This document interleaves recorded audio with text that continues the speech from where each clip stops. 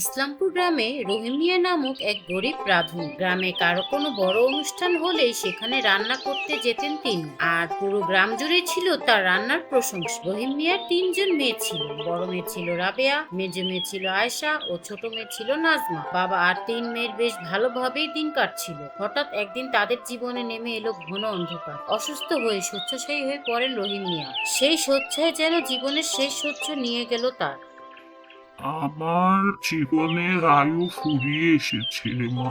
আমি ঠিক বুঝতে পারছি আল্লাহ তাআলা ডাক আসবে খুব শিগগিরই। তুমি এভাবে কেন বলছো বাবা? আল্লাহ আল্লাহ করো বাবা, দেখবে তোমার কিচ্ছু হবে না। না রে মা, আমার হাতে আর বেশ সময় নেই। আমি একটা আফসোস নিয়েই এই পৃথিবী ছেড়ে চলে যেতে হবে। আমি যে তোদের জন্য কিছু রেখে যেতে পারলাম না মা। তুমি এভাবে কেন বলছো বাবা? আমাদের কিছু লাগবে না, তুমি থাকলেই হবে। মা রাবেয়া, তুই তো বড়, তোর কাছে আমি তোর বাকি দুই বোনের দায়িত্ব দিয়ে গেলাম মা। তুই ওদের দেখে রাখিস। আর এই বাড়িটা আমার ছোট মেয়ে নাজমাকে দিয়ে গেলাম। আর একটা ফসলি জমি আছে, সেটা আয়েশাকে দিস। আর মা রাবেয়া, তোকে তোকে আমি আমার রান্নার এই খুন্তিটা ছাড়া আর কিছুই দিয়ে যেতে পারলাম না মা। আমাকে তুই ক্ষমা করিস। কথাটা শেষ করার আগেই মৃত্যুর কোলে ঢেলে পড়লেন রহিম মিয়া। রহিম মিয়ার মৃত্যুর সাথে সাথে ঘরে নেমে এলো শোকের ছায়া। রাবেয়া, আয়েশা ও নাজমা বাবার পাশে দাঁড়িয়ে কাঁদতে লাগলো বিলাপের সুরে।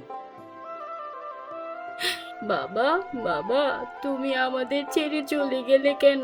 এখন আমরা কিভাবে বাঁচবো? কি হবে আমাদের? তোমার দেওয়া এত বড় দায়িত্ব আমি কিভাবে পালন করব? আপা, এ কি হয়ে গেল আমাদের? বাবা। বাবার মৃত্যুর সাথে সাথেই যেন তিন বোনের জীবনে নেমে এলো দুঃখ আর হতাশা।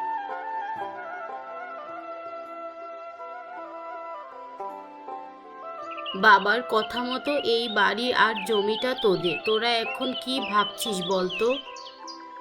আমার তো চিন্তার কিছু নেই রে আপা। বাবা আমাকে এই বাড়িটা দিয়ে গিয়েছে। এখন আমি একজন ভালো ছেলে দেখে বিয়ে করে এই বাড়িতেই সংসার করব।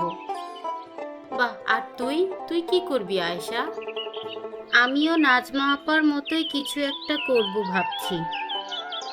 হুম, ভালো। তোরা এখন বড় হয়েছিস, নিজেদের ভালো মন্দ বুঝতে শিখেছিস। তোরা নিজেদের ভবিষ্যৎ নিয়ে ভেবেছিস, বেশ ভালোই। কিন্তু তোরা তো একবারও আমার কথা বললি না রে বোন। মানে আপা, আসলে আমরা তো মেয়ে মানুষ, আমাদের একদিন না একদিন বিয়ে করতেই হবে। আর বিয়ে করলে তো তোকে সাথে রাখতে পারবো না। ঠিক আছে, আমার চিন্তা তোদের করতে হবে না। আমি আমার জন্য একটা ব্যবস্থা ঠিকই করে নেব। কিন্তু আমার চিন্তা তোদের নিয়ে। তোরা কি ঠিকভাবে বিয়ে করে সংসার করতে পারবি? না পারার কি আছে? আমরা কি এখনো বাচ্চা আছি নাকি? ঠিক, একদম ঠিক বলেছিস। ঠিক আছে, আমি তবে আমার ভবিষ্যৎ গড়তে বেরিয়ে পড়লাম। তোরা ভালো থাকিস। আর তোরা চিন্তা করিস না, আমি যেদিন নিজের একটা ব্যবস্থা করতে পারবো সেদিন তোদের কাছে ফিরে আসবো। এই বলেই আর এক মুহূর্ত সেখানে দাঁড়িয়ে না থেকে বাড়ি থেকে বেরিয়ে গেল রাবেয়া। অলিপুর রাজ্যের রাজা হঠাৎ করে মুখের স্বাদ নষ্ট হয়ে যায়। তার সামনে যে খাবার রাখা যায় সেই খাবার খেয়েই রেগে যান তিনি। আর না খেতে থাকতে যেন অসুস্থ হয়ে পড়েছেন তিনি, যার ফলে রাজার চিন্তায় চিন্তায় যেন একদম দিশাহারা হয়ে গিয়েছেন রানী। এসব কি বলি, এসব কি সুস্বাদু খাবার কোথায় বলি, আমার সুস্বাদু খাবার কোথায়? তুমি জানো না রানী, রোজ রোজ এই একই খাবার আমি আর খেতে পারছি না। মানে মহারাজ, আপনাকে তো যে খাবারই দিচ্ছি সেই খাবার খেয়েই এমন রাগারাগি করছেন, তাহলে আমি আপনাকে দেবটা কি? আমি অলিপুর রাজ্যের রাজা। আমার রাজ্যে কি এমন কেউই নেই যে আমার মুখে স্বাদ ফিরিয়ে আনতে পারবে? আমাকে খাবার দাও, সুস্বাদু খাবার। মহারাজ, কদিন ধরেই তো আপনার পেটে বিশাল গন্ডগোল চলছে, তাই। গন্ডগোল? কিসের গন্ডগোল বলি, কিসের গন্ডগোল আমার পেটে? আর গন্ডগোল হলেও তোমার তাতে কি? তার কারণে আপনার মুখে কোনো খাবারই স্বাদ লাগছে না। আশা করছি কয়েকদিন পরে গেলেই। কয়েকদিন বলি, এই কয়েকদিন না খেয়ে খেয়ে থাকলে আমি কি বেঁচে থাকবো? ও বুঝছি, তুমি চাইছো আমি না খেয়ে খেয়ে মরে যাই, এরপর আমার পুরো রাজ্য দখল করে নেবে। সেটি হচ্ছে না। এসব কি অদ্ভুত কথাবার্তা বলছেন মহারাজ? আচ্ছা আচ্ছা মহারাজ, আপনি একটু শান্ত হন, আমি দেখছি। দাসী, দাসী, শিগগিরই এদিকে এসো।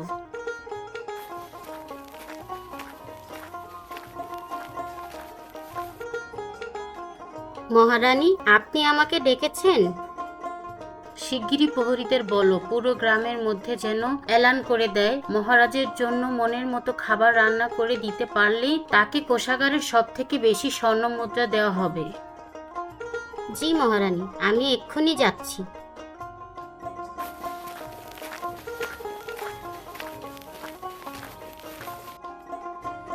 আপনি আর কোনো চিন্তা করবেন না মহারাজ, প্রহরীরা নিশ্চয়ই এবার একটা না একটা ব্যবস্থা করবে।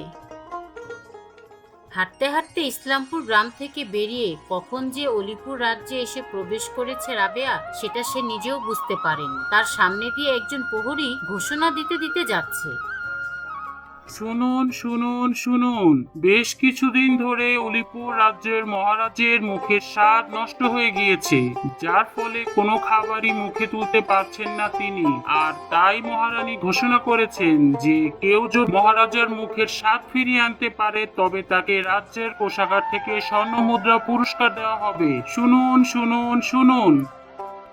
প্রহরীর ঘোষণার শব্দ কানে যেতেই নিজেকে অন্য রাজ্যে আবিষ্কার করলো রাবেয়া। ঘোষণাটি ভালোভাবে তার কানে যেতেই খুশি হয়ে উঠল সে। হ্যাঁ, এটা কি সত্যি?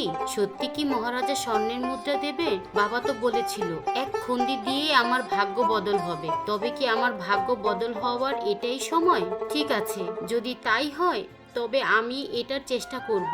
আমি এক্ষুনি যাব মহারাজের কাছে। আমি জানি বাবার খুন্তি দিয়ে রান্না করা খাবার খেয়ে মহারাজের মুখে অবশ্যই স্বাদ ফিরে আসবে। আর এক মুহূর্ত অপেক্ষা না করে দ্রুত গতিতে হাঁটে শুরু করলো রাবেয়া। যত তাড়াতাড়ি সম্ভব রাজদরবারে গিয়ে পৌঁছাতে হবে তাকে।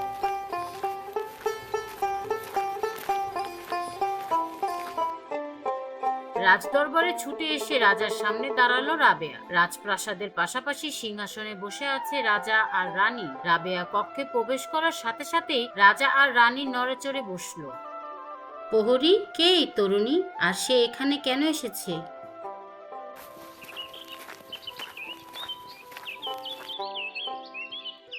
মহারানী, এই তরুণী বলছে সে নাকি আমাদের ঘোষণা শুনে এসেছে, আর সে আপনাকে এমন সুস্বাদু খাবার রান্না করে দেবে যা খেয়ে আপনার মুখে স্বাদ ফিরতে বাধ্য। তাই নাকি? তাহলে আর দেরি করছো কেন? শিগগিরই আমার জন্য সুস্বাদু খাবার নিয়ে আসুন। মহারাজ, আমি ইসলামপুর গ্রাম থেকে এসেছি। আমি আশা করছি আমার রান্না খেয়ে আপনার মুখের স্বাদ ফিরে আসবে। প্রহরী, তুমি এই তরুণীকে হেসেলে নিয়ে যাও আর মহারাজের জন্য পঞ্চবার্জনের আয়োজন করো। জি মহারানী, আমি এক্ষুনি যাচ্ছি।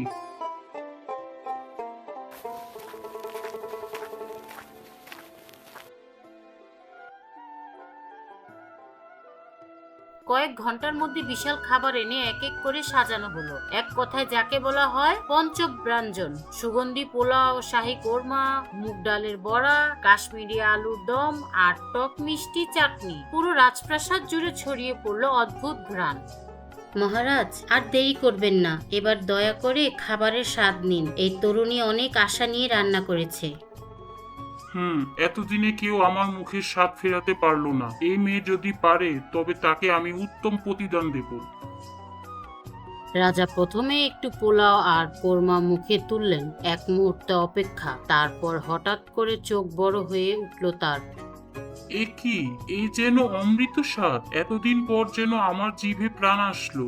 মারহাবা মারহাবা। সত্যি মহারাজ? সত্যি আপনার ভালো লেগেছে?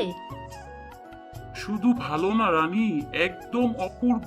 এমন স্বাদ আমি বহু বছর পাইনি। এই তরুণী, তুমি সত্যি অসাধারণ একজন রাঁধুনি। এই যে মেয়ে, বলো বলো কি চাই তোমার? আজ তুমি যা চাইবে তাই পাবে। মহারাজ, এই সব আমার বাবার আশীর্বাদ। এই খুন্তি দিয়ে তিনি সারা জীবন রান্না করেছেন। আজ তার শিক্ষা আমাকে এই সম্মান এনে দিল। কিন্তু আফসোস, আমার বাবা আর এই পৃথিবীতে নেই, কেউ নেই আমার। আমি আপনার কাছে অনুরোধ করছি মহারাজ, আপনি আমাকে এমন কিছু দিন যার মধ্যে আমার পুরো ভবিষ্যৎ নিশ্চিত হবে। আহারে, এই পৃথিবীতে যার বাবা মা নেই তার যে আর কোনো কিছুই নেই। মহারাজ, এই মেয়েটিকে আপনি উত্তম কিছু দান করুন। রানী, তোমার যদি কোনো আপত্তি না থাকে তবে আমি এই তরুণীকে ছোট রানী করতে চাই। আপনি কি বলছেন মহারাজ? বলো রানী, বলো, তোমার কোনো আপত্তি আছে নাকি, বলো। আপনি তো জানেন মহারাজ, এই বিষয়ে আমার কোনো আপত্তি নেই। আমি এর আগেও বহুবার আপনাকে বলেছি দ্বিতীয় বিবাহের কথা, কিন্তু আপনি রাজি হননি। আমার সন্তান নেই, কিন্তু আপনার তো সন্তানের প্রয়োজন আছে। এই মেয়েটি সব দিক দিয়েই সঠিক। আপনি এই মেয়েটিকে বিবাহ করুন।